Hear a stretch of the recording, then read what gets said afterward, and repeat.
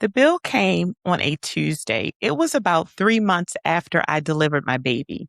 An envelope arrived with a number on it I did not expect or recognize for a test I was told I needed from a provider I assumed was covered. And I sat at my kitchen table, a woman who spent many years inside the federal agency that writes these very rules. And I couldn't immediately tell you whether that bill was correct. If this situation had left me baffled, I can just imagine many mothers who are receiving envelopes similar to mine. And so we're going to walk through that today. Hey, this is Dr. Ad, and this is High Risk and Highly Capable, the show for mothers of advanced maternal age and everyone who loves us.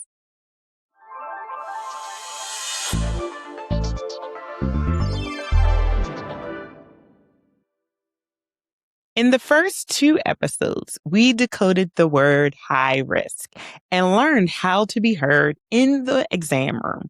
Today, we open a different kind of door, and it's the one nobody warns us about: health coverage.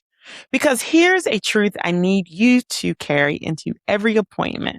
Your insurance card is not paperwork, it's an administrative instrument. The care you receive is the care your coverage reaches.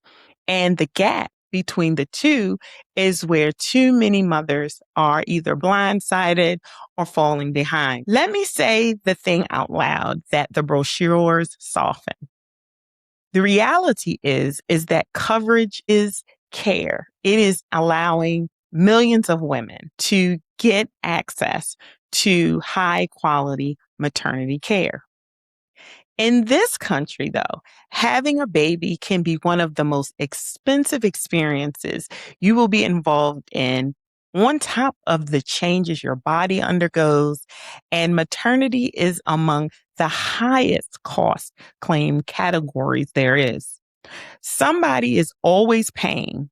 The question is whether you understand who and how before the bill teaches you the hard way.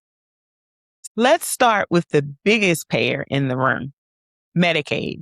Medicaid finances about 4 in 10 births in the United States, roughly 42%. If Medicaid is your coverage, you are not the outlier in the waiting room.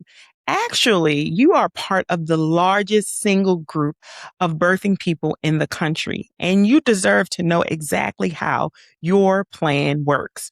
And here the design flaw that has cost women their lives. For decades, federal law guaranteed pregnancy-related Medicaid for only 60 days after birth.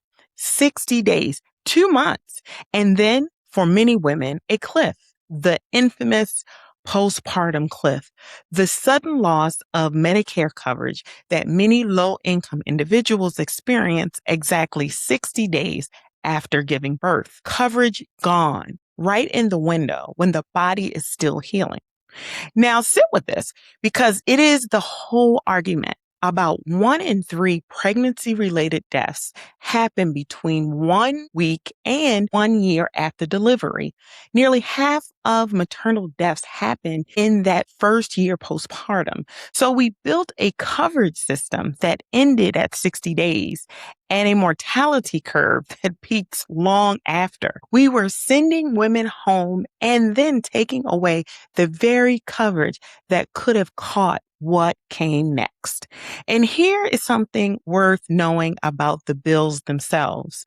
When you deliver in a hospital, maternity care is usually bundled into a single charge, one billing code that covers routine prenatal visits, the delivery, and standard postpartum care. Insurers and hospitals call this global bundling. It's designed to simplify things, but simple on paper doesn't mean simple in the mailbox. If you receive a bill for something you thought was covered, don't pay for it right away. Ask questions, because it might be a billing error. It may be what billing departments call unbundling. a service that should have been included in the global fee, accidentally billed as a separate line item.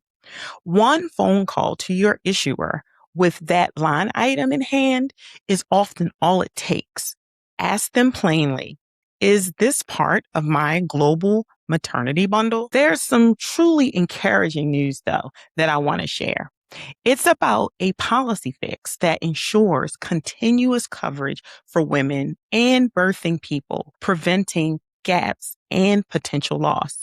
Since 2021, and especially after it became permanent in 2023, states have the option to extend Medicaid postpartum coverage from 60 days to a full 12 months. Many states have already adopted this new policy. As of July 2026, an impressive 49 states and the District of Columbia have chosen to provide this full year of coverage, with Arkansas being the only state still working on it.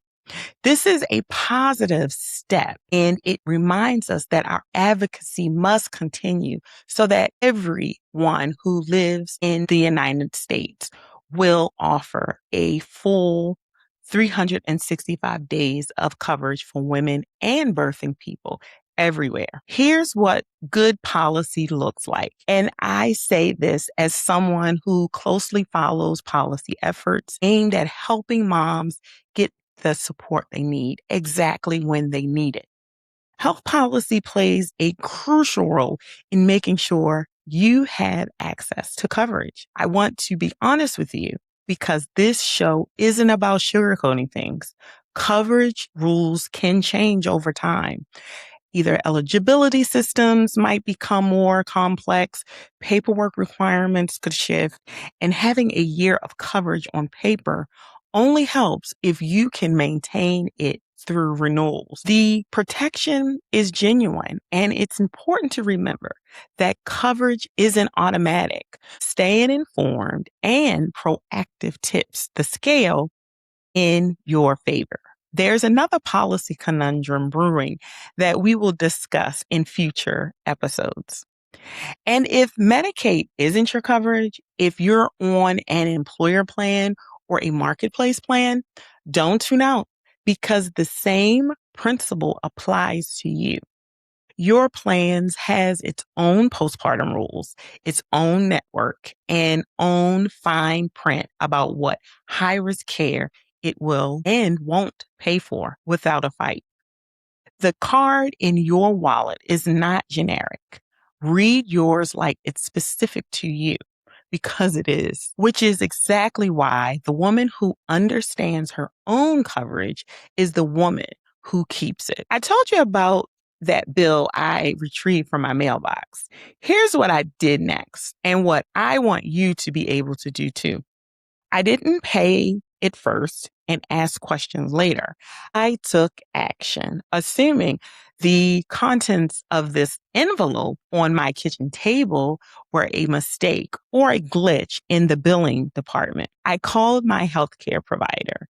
I asked for the reason for a bill that mysteriously appeared at the months of delivering my baby. And I learned a service had been coded in a way my plan didn't recognize. Not a real denial, a clerical one. One phone call, the bill disappeared. That gap between what you owe and what you actually owe isn't a sign of personal failure. Instead, it's a system that quietly counts on your exhaustion, hoping that a tired new mom won't have the energy, the words, or the strength to question it. Remember, questioning it isn't being difficult. It's about being your own advocate. This is such an important skill for taking care of yourself. So here is this episode's tool. Before your baby comes, ideally early in your pregnancy, get answers to 3 questions. Get the answers in writing if you can. Question 1. What does my plan cover before the baby, and what needs prior authorization? For us at advanced maternal age, this matters double because high risk often means more tests, more ultrasounds, and more specialists. Find out now which ones need pre-approval so a covered service doesn't bounce back as a surprise bill. Question 2. What happens to my coverage after I deliver? Consider asking specifically, how long does this particular coverage last postpartum? Is it 60 days or a full year? And what steps do I need to take to keep it if there's a renewal form or a redetermination? Make sure to put the date in your phone today. We've just discovered, though, the answer to the second question, but it's still a good idea to ask it anyway. You're also checking to see how familiar others are with this policy change. You might be surprised who is still in the dark. Question 3. What postpartum care is covered and for how long? Your 6-week checkup is not the first line. Ask what's covered in the 4th trimester and beyond, including mental health visits we'll talk about in our next episodes, which you are absolutely entitled to. What's covered and what needs approval, what happens after I deliver, and what postpartum care lasts. 3 questions. They turn your insurance card from a mystery into a blueprint. So to the woman holding an envelope she's afraid to open or a card she's never fully understood, the care you are owed should not depend on whether you can decode a system built to be hard. But until that system is simpler, and people like myself are working extremely hard to make it simple, your understanding is your protection. Read the card, ask the questions, keep the coverage. Because policy is not a document. Policy is whether the woman in her 6th week postpartum still has the coverage to make the appointment she needs. I'm Dr. Ad. This is High Risk and Highly Capable. Get your 3 questions answered before the baby comes. And join me next time when we discuss how to build the team around us. Choosing the right care team for a high-risk pregnancy and writing a birth plan that actually gets read can make all the difference at every stage, at every age. I'll see you next time.